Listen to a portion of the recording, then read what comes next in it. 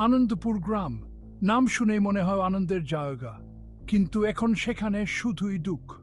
কারণ আনন্দপুর এখন পানিতে ডুবে আছে। অনেক দিন ধরে বৃষ্টি হচ্ছে, নদীর পানি বেড়ে গেছে, ঘরবাড়ি সব পানিতে ডুবে গেছে, গাছপালা রাস্তাঘাট সব পানির নিচে।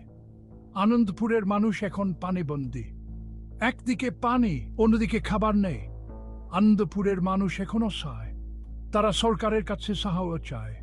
তারা চায় সবাই তাদের পাশে থাকে। গ্রামের মানুষ অনেক কষ্টে আছে। ইয়াদের এখানে জায়গা পাচ্ছে, আশ্রয় নিচ্ছে। কেউ ছাদে, কেউ আবার গাছে উঠে আছে। ছোট ছোট বাচ্চাদের কষ্ট দেখলে খুব কষ্ট লাগে। তাদের খাবার নেই, কাপড়ও নেই। গ্রামের মানুষের স্বপ্নগুলো ইয়েন পানিতে ভেসে আসছে। তবুও মানুষ হাল ছাড়েনি। সবাই একে অপরকে সাহায্য করছে। যাদের নৌকা আছে তারা অন্যদের উদ্ধার করছে। শুকনো খাবার, পানি আর ওষুধ সরবরাহ করা হচ্ছে।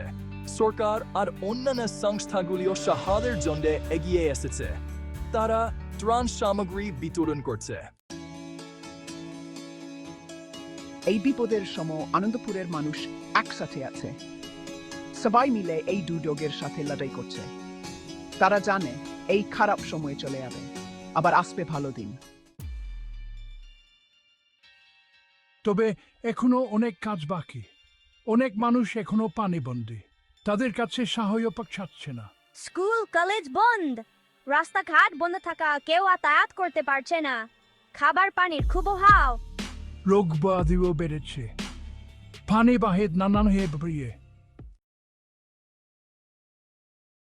আনন্দপুরের মানুষ অনেক পরিশ্রমী, তারা এই বিপদ কাটিয়ে উঠবে।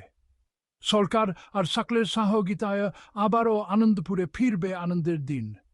আমাদের সকলের উচিত আনন্দপুরের পাশে থাকা, তাদের সাহায্যের জন্য এগিয়ে আসা।